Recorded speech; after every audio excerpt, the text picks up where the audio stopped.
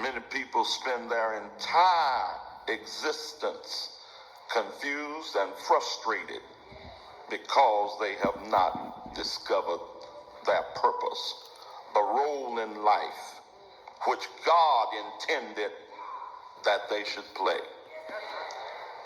That role is revealed by God in a number of different ways.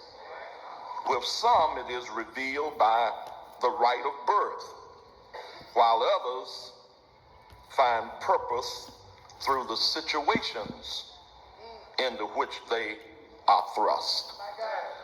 When you look into the Bible, just to amplify that idea of people finding their place by right of birth, look in the book of Genesis chapter 4, and it reads something like this. It says, and Lamech, I'm reading in Genesis 4:19, took unto him 2 wives. The name of the one was Adah, the name of the other Zillah, and Adah bare Jabal. He was the father of such as dwell in tents, and of such as have cattle. And his brother's name was Jubal, and he was the father of all such as handle the harp and the organ. And Zillah, she also bare Tubal-Cain, an instructor of every artificer in brass and iron. Now, what am I reading this for? To tell you that at the beginning in the book of Genesis, certain people born in certain families, it was expected that they would do certain things because they were gifted in that particular art. Let me even carry that a step further. Centuries later, when God called Abram out of Haran in Mesopotamia and made promises to him, and Abram's name was later changed to Abraham, and here God's promise is not only wealth, but nations that will come from your loins.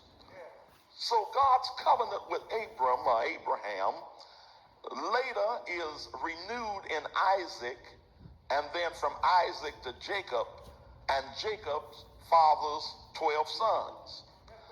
Now the promise of God to the 12 sons and to the persons who came out of those 12 tribes is that I'm going to take you to a land flowing with milk and honey, and God promised great wealth and riches and all of this.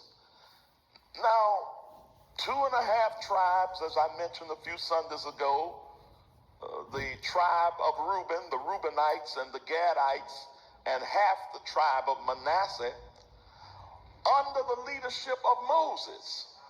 When Moses defeated Sihon, the king of the Amorites, and Og, the king of Bashan, and he gave their land, their inheritance to those 2.5 tribes.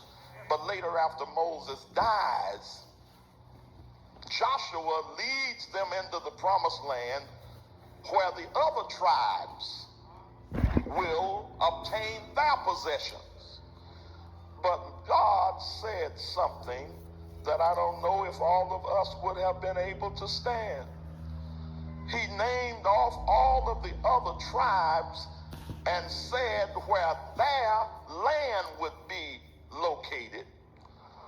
But in Joshua 12, am I in 13? Joshua 13 and verse 14, only unto the tribe of Levi he gave none inheritance.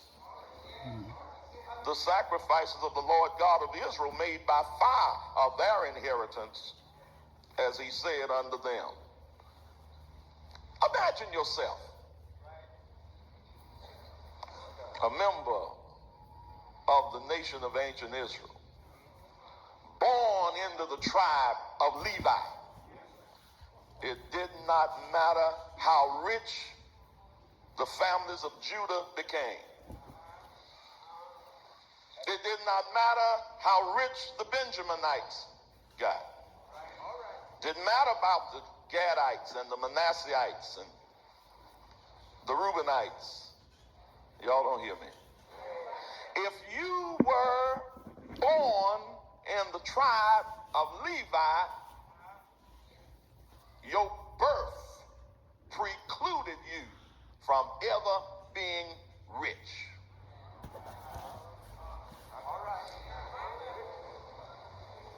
You were chosen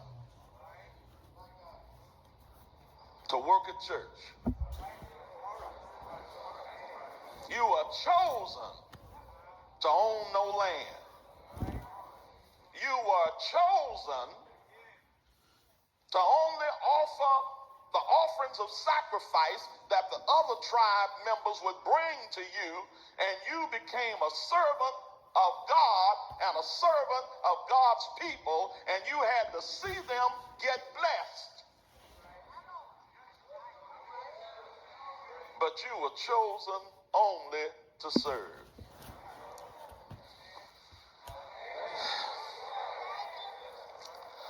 Let me say something you don't want to hear.